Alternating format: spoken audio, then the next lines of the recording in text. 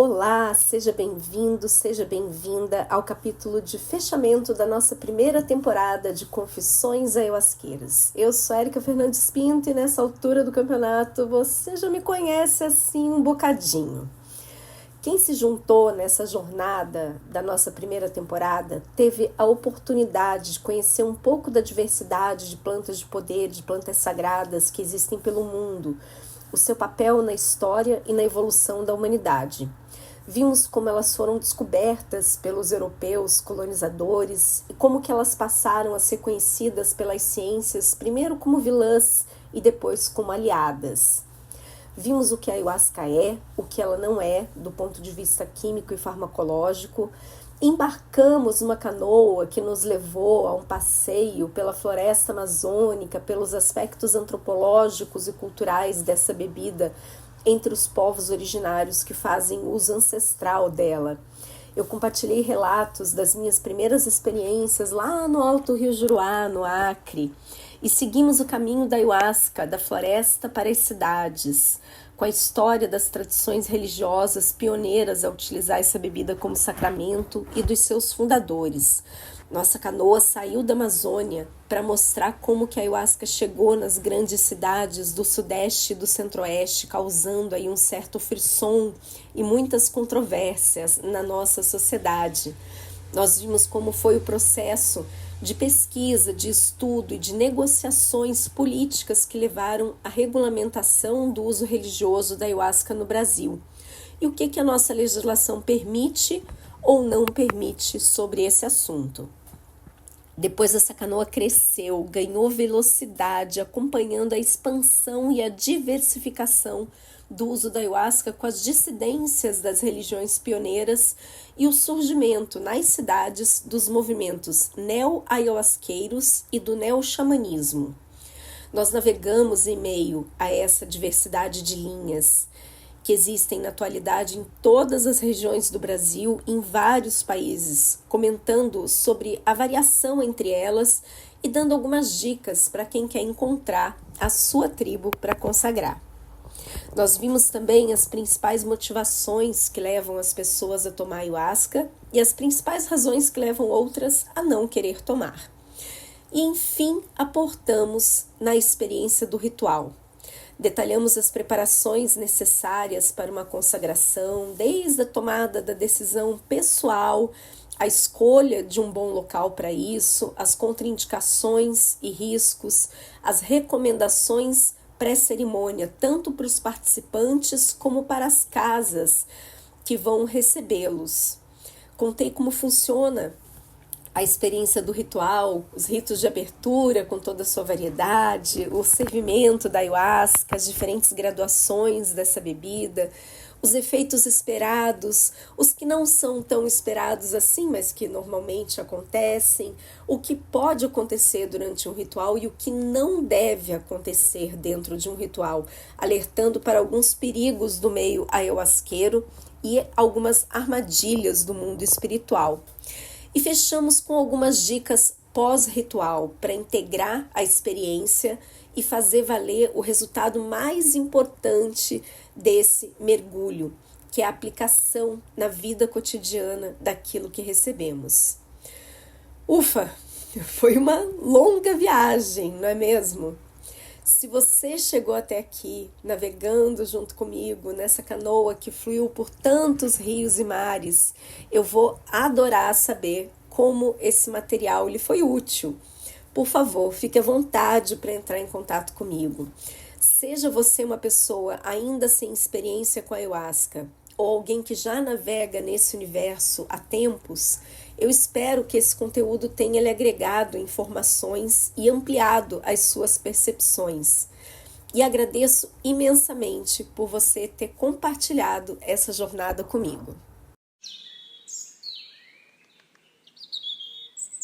Produzir esse material foi muito mais trabalhoso e desafiador do que eu previ inicialmente, tanto que os episódios quase dobraram de número e eu demorei mais de um ano para concluir essa primeira saga. Mas foi uma experiência muito especial em vários sentidos. pela oportunidade de revisitar a minha história, desde a primeira vez que eu fui para o Acre, tive contato com a ayahuasca, de lembrar de tantas aventuras e desventuras, né, que eu também vivi por lá, dos aprendizados, mas também dos equívocos cometidos, das amizades construídas e também das desilusões sofridas e por aí vai. Também foi uma oportunidade de reler alguns livros e materiais antigos que eu tinha aqui em casa e que me orientaram no meu processo de descobrir o que era ayahuasca numa época que não se falava muito sobre isso nas mídias ainda. Mas também foi uma oportunidade para eu me atualizar com as novas publicações e informações que estão abundantes por aí, conhecer o trabalho de várias pessoas sérias que estão se dedicando a qualificar o uso e o conhecimento sobre as plantas sagradas a partir de diversos campos, né? Então, essas fontes de conhecimento antropológico, sociológico, histórico, farmacológico, ecológico e também espiritual. Foi um desafio organizar as ideias e estruturar o conteúdo em uma narrativa, né, que percorresse de forma adequada esses muitos meandros da trajetória da ayahuasca, das suas origens nas florestas, com os povos indígenas, até chegar nos centros urbanos, com as tradições religiosas pioneiras, e da Amazônia, como que isso se espraiou para diversos países, compreendendo, né, como se deu esse processo de expansão e de diversificação de linhas. Eu, além de fazer uso da ayahuasca regularmente e também conduzir, né, algumas cerimônias, eu pesquiso e leio bastante sobre o assunto e os vários temas, né, que estão relacionados com ele. Converso com muitas pessoas desse meio e acompanho os movimentos de patrimonialização cultural da ayahuasca, de regulamentação dos seus usos, do uso científico, do uso religioso, do uso para pesquisa, do uso terapêutico, e dos movimentos também, né, que visam combater os abusos e o mau uso das plantas sagradas. Esses debates, eles envolvem tanto o campo acadêmico quanto o campo dos centros do meio urbano, né, que promovem a utilização dessa bebida, como os debates entre os povos indígenas. Sempre que eu posso, eu busco, como se diz assim, beber da fonte, né, das linhas originárias, que tem esse conhecimento ancestral sobre a ayahuasca e honrar essas tradições. Mas eu também estou sempre conhecendo novas linhas, que descubro aí nas minhas andanças pelo mundo, aprendendo, ampliando o meu repertório de experiências e me aprimorando sobre o que é legal de fazer e o que não é tão legal assim de fazer, né? Que não se deve repetir. Eu considero que esse é um assunto infinito, porque tem sempre mais camadas para explorar e mais aspectos para conhecer e para aprofundar. A expansão dos centros e casas que promovem experiências onde se consagra a ayahuasca, a diversificação de linhas e a popularização dessas experiências trouxeram grandes benefícios para a nossa sociedade, mas também problemas envolvendo a sua banalização, a romantização, a apropriação e a desapropriação cultural, junto aí com a propagação de crenças equivocadas, informações mal embasadas sobre as plantas sagradas. O movimento ayahuasqueiro, ele encontra-se hoje cercado de babados místicos e imerso no que alguns estudiosos chamam de surto coletivo New Age. O movimento indígena, ele vem tecendo duras críticas a esse processo de banalização do que se chama de xamanismo, que muitas vezes carece de um olhar mais crítico para os aspectos sociais e de um pouco mais de consciência de classe. E não se trata aqui de politizar a espiritualidade, mas de reconhecer que todos nós somos responsáveis pelo cenário que configura a qualidade ambiental e social do planeta. É maravilhoso poder utilizar as medicinas da floresta no contexto urbano, mas a gente está sabendo o que está acontecendo com os povos indígenas e os seus territórios, de onde essas medicinas têm origem? A gente assistiu recentemente uma série de notícias sobre o quadro desalentador das terras indígenas Yanomami na fronteira do Brasil com a Venezuela, com o avanço do garimpo e com a desassistência social e de saúde. Mas essa é uma realidade que não está presente só nos rincões da Amazônia, mas também muitas vezes pertinho da nossa casa, na maioria de nós que vive em outras regiões do Brasil também. A invisibilidade social, o preconceito, a estigmatização com relação à questão da demarcação dos territórios, os problemas de saúde causados pela contaminação de metais pesados, agrotóxicos, o alcoolismo, o suicídio entre jovens, são problemas muito graves e muito presentes entre diversos povos indígenas, não só dos rincões distantes da Amazônia, mas em todas as regiões do Brasil. Mas o que nós conhecemos realmente sobre essa realidade? Muita gente não sabe nem o nome dos povos originários dos lugares onde nasceu ou onde mora. Me dói no coração ver tanta gente que bebe dessa fonte das medicinas da floresta e desses conhecimentos ancestrais, que muitas vezes usa indumentárias dos povos indígenas, canta as músicas deles, mas não sabe quase nada sobre sua história, suas demandas, suas lutas e seus desafios atuais. E eu sei que eu tenho uma oportunidade diferenciada de acesso a essas informações, porque eu trabalho nesse campo, no campo ambiental e com povos indígenas e comunidades tradicionais. Mas eu também pesquiso, porque eu me importo e me envolvo com essas causas.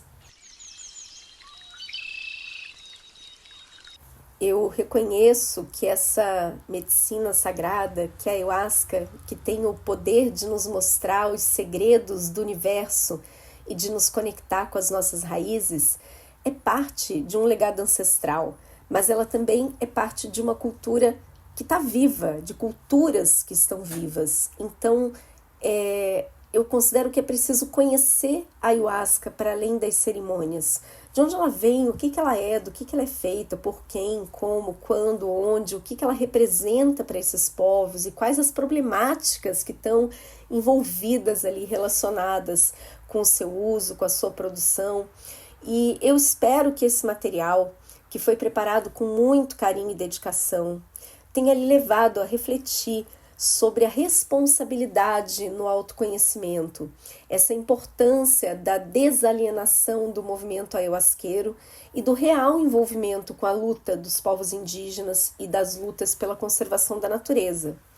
Eu espero que essa jornada que nós percorremos possa ajudar a promover um entendimento mais amplo sobre esses temas e a conectar mais pessoas nos movimentos atuais pela conservação da natureza e pelo direito desses povos tradicionais. Porque cantar a beleza da natureza, invocar a força dos pajés, dos caboclos, dos curadores nas músicas é muito bom, mas é preciso sair desse lugar passivo e de uma certa forma alienado para honrar tudo isso com um engajamento efetivo de apoio a essas causas. Eu acredito que o autoconhecimento passa pelo despertar da nossa consciência socioambiental. Então, fica aqui o convite não só para reflexão, mas também para ação. Na primeira temporada de Confissões Ayahuasqueiras, eu busquei trazer um conteúdo de introdução ao tema, mas aprofundando em vertentes que às vezes são pouco exploradas nas mídias que tem por aí sobre o assunto, aliando cultura, ecologia e espiritualidade, saberes ancestrais e saberes científicos, as minhas experiências pessoais como ayahuasqueira e condutora de cerimônias e também de colegas, dirigentes de centros que eu frequento e pessoas que participam desses movimentos. Muito obrigada a todos que chegaram até aqui comigo. Muita coisa ficou pelo caminho para ser aprofundada, então eu espero que esse não seja o destino final da nossa jornada, mas o ponto de encontro para dar início a uma próxima, E logo menos essa canoa vai partir novamente, Eu pretendo navegar por águas mais profundas desse universo ayahuasqueiro, incluindo aqui assuntos mais polêmicos e apimentados, e instigando você e quem se conectar conhecer um pouco mais sobre a história, cultura e a espiritualidade dos povos indígenas, africanos, quilombolas e as diversas populações tradicionais que formam essa nação multicultural chamada Brasil. Se você gostou, aproveita para convidar outras pessoas que você conhece, que podem se interessar por esse conteúdo e que sintam de embarcar nessa canoa e de remar junto nesse movimento que visa trazer mais qualidade nas informações sobre a ayahuasca e as plantas sagradas, contribuindo para honrar essa história, a natureza e as nossas raízes ancestrais. Enquanto não sai a segunda temporada, convido a acompanhar no Instagram dicas sobre onde acessar informação de qualidade, recomendação de outros conteúdos, documentários, filmes, séries, leituras, músicas e outras coisitas mais. Então, um grande abraço e fica com a gente que tem muito mais história ainda pela frente. Até breve!